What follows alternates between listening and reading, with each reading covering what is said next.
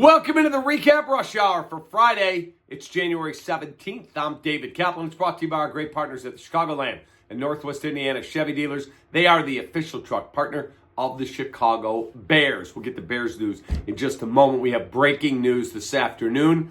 REKAP Sasaki, the 23-year-old Japanese phenom pitcher, who's not going to cost very much money because he's not old enough for unrestricted free agency, has announced that he has decided on, shockingly, the Los Angeles Dodgers.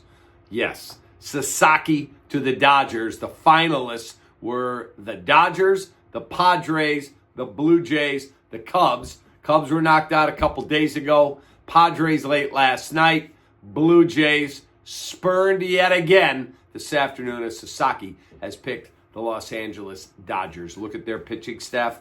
It's ridiculous. And there are going to be people that lose interest in the sport simply because the Dodgers are just getting everybody because of that massive $8 billion TV deal they were able to get several years ago. All right, on to Bears news. The Bears tweeted it out. It's official. They have completed their interview with Baltimore Ravens offensive coordinator Todd Monken. Chicago guy, by the way, grew up in Wheaton, comes from a family of football coaches. Check out our Bears recap that drops tonight at 7:30. We'll give you all the latest on Todd Monken. I was able to get some pretty good nuggets of information on him today. Now keep in mind, the 20th, Monday, that's the first day that people who are employed by other NFL teams can visit in person to your facility. The only ones the Bears have been able to do so far, Ron Rivera, he's out of the NFL. And then, of course, the other day they brought in Mike McCarthy. He's out of the NFL currently.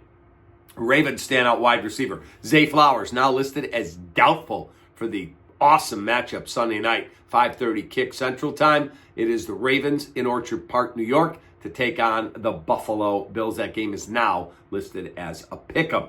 In front office news, Titans have decided to hire Kansas City Chiefs assistant GM Mike Borgonzi. The runner-up was Bears assistant GM Ian Cunningham, who had 2 interviews. Had he gotten the job, the Bears would have gotten 2 third-round picks, one this year, one next year, as compensation as part of the NFL's diversity minority hiring program. So, again, the Bears lose out on those 2 third-round compensation picks. Our Anken Law question of the day, 312-6 million. For the great attorney, Howard Anken, what would you do Monday? First date and bring people in.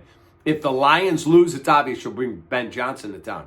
But if they win, like we think, over the Washington Commanders, I am predicting they'll beat the Commanders. What do?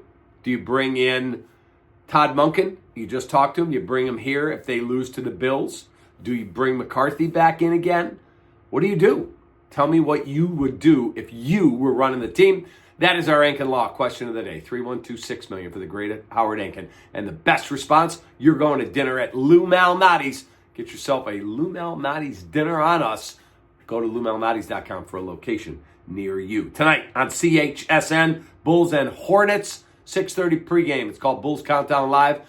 And then 7 o'clock or thereabouts, the ball tips off. I'll have a Bulls recap when that game goes final. And finally, our 4 seasons, heating, air conditioning, plumbing, and electric. Story of the day, South Carolina women's coach Dawn Staley, now the richest women's coach of all time. She signed a $25.5 million contract extension today. Super cool. Have a great rest of your day. Bulls recap tonight. Bears recap coming up tonight as well. See you soon. Take that.